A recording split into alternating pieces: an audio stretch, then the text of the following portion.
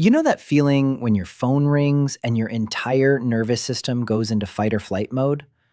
Yeah, your heart rate spikes, your palms sweat, and you're suddenly considering faking your own death just to avoid saying, hello. It's Psychology Unfolded, where we decode what makes you, you.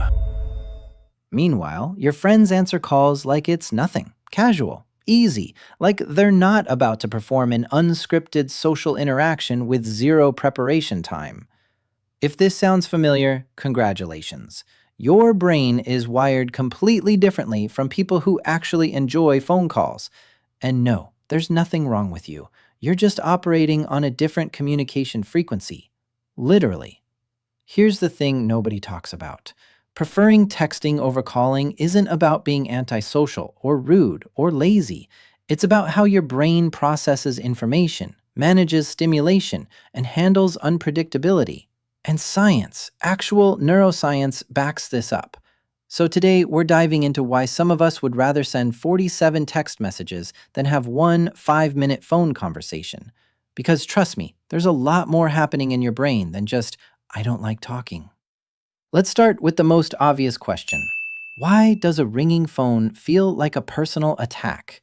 And I mean genuinely threatening, not just mildly annoying, like your nervous system is screaming danger, even though it's just your mom calling to chat.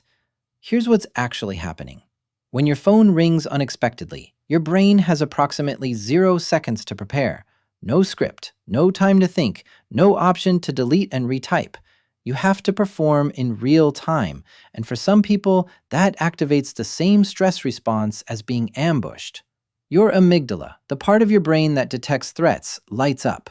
Cortisol, your stress hormone, floods your system. Your brain is treating this phone call like a predator just jumped out of the bushes. Wild, right? It's not the conversation itself that's scary, it's the unpredictability, the loss of control, the fact that you can't prepare, edit, or escape. Texting, on the other hand, gives you all the control your brain desperately craves.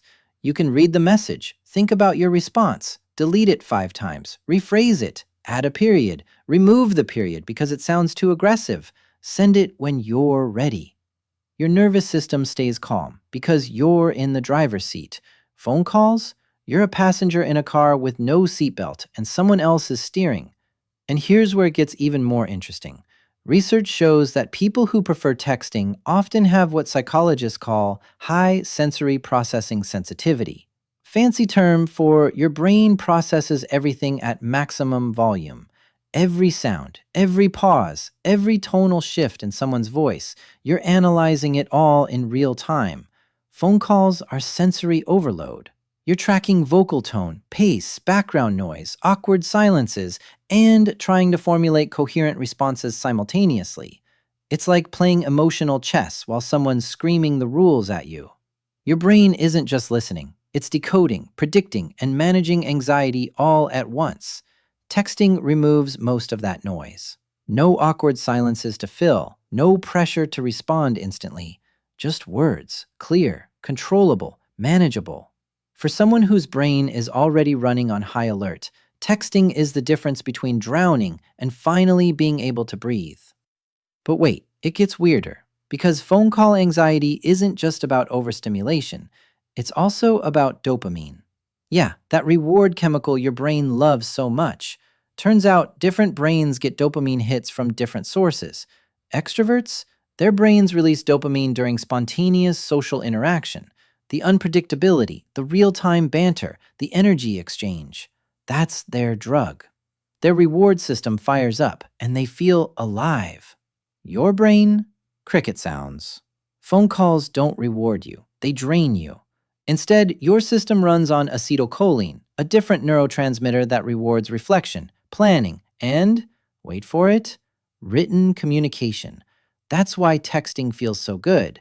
You're not avoiding connection. You're accessing it through the channel your brain actually enjoys. Every time you send a well-crafted text, your brain releases a little hit of satisfaction. You communicated clearly. You had time to think. You didn't stumble over your words or say something you'd regret later. That's your dopamine moment. Phone calls skip that entirely and dump you straight into cortisol territory. And let's talk about the performance aspect. Because phone calls, oh boy, they're basically unscripted theater where you're the lead actor and also the director and also the audience judging yourself in real time. When you're on a phone call, you're not just talking, you're managing the conversation flow, managing awkward pauses, managing whether you're being interesting enough, funny enough, engaging enough. And if you're an introvert or highly sensitive person, you're also managing your own emotional state while trying to sound normal. Texting removes the performance pressure. You're still communicating, but you're doing it on your terms. You can be thoughtful, you can be precise, you can actually say what you mean instead of fumbling through verbal diarrhea because your brain went blank the second someone said, "So, what's new?" Here's something fascinating. Studies on introverts show that their brains actually have more activity in the prefrontal cortex, the area responsible for planning and complex thinking. They process information more deeply. They need time to formulate responses that feel genuine and accurate. Phone calls don't give you that time. You're expected to respond immediately, even if your brain needs 30 seconds to process what was just said. So you end up saying, yeah, or uh-huh, or totally, just to fill the space, even when you don't actually agree or understand yet.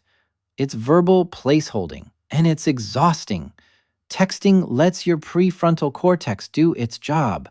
You can think. You can craft a response that actually reflects what you mean. You're not performing, you're communicating. And for people whose brains work this way, that's not laziness. That's authenticity. Now, before anyone says, but phone calls are more personal, let's pump the brakes. Because here's the uncomfortable truth. For some people, texting is more personal. It's where they can be most honest, most vulnerable, most themselves. Think about it. When you text, you have space to say things you'd never say out loud. You can be more emotionally transparent because you're not managing facial expressions, vocal tone, or the other person's real-time reactions. You can write, "I'm really struggling right now," without watching someone's face shift into concern and then scrambling to reassure them that you're fine, actually, never mind, forget I said anything. Texting creates emotional safety. You can express yourself fully, then hit send, and the other person has time to absorb it before responding. There's no pressure, no immediate judgment, no performance, just raw honesty wrapped in carefully chosen words. So, what does this all mean for you? If you prefer texting, you're not broken. You're not antisocial. You're not failing at human connection. Your brain just works differently. It craves control, preparation, and depth over spontaneity and performance. And that's not just okay, that's valuable. The next time someone gives you grief for not answering their call, you can tell them about amygdala activation, dopamine systems, and sensory processing sensitivity. Or you can just text them back, "Sorry, can't talk right now," and go about your peaceful, anxiety-free day. Because at the end of the day, communication isn't one size fits all. Some brains light up with phone calls. Yours lights up with text messages. Both are valid. Both are connection. You're just choosing the one that doesn't make your nervous system scream. So tell me, are you team texting or team calling? Drop it in the comments. And if this video just explained your entire existence, hit subscribe. The next video dives into why some people can't handle small talk. And trust me, it's going to feel uncomfortably accurate. I'll see you there.